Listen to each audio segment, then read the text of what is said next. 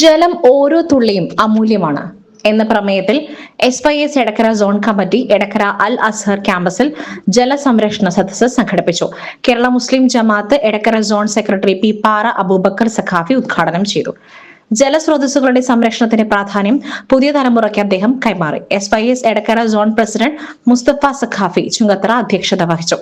സാമൂഹിക secretary EK Muhammad Koya Khudsi ആമുഖ പ്രഭാഷണം നടത്തി. PM ഇൻഷാദ് നിസാമി, ഇസ്ഹാഖ് സാദി, അബ്ദുൽ നാസർ മദനി, സി ഉമർ, അർഷാദ് ആരിഫ് തുടങ്ങിയവർ സംസാരിച്ചു.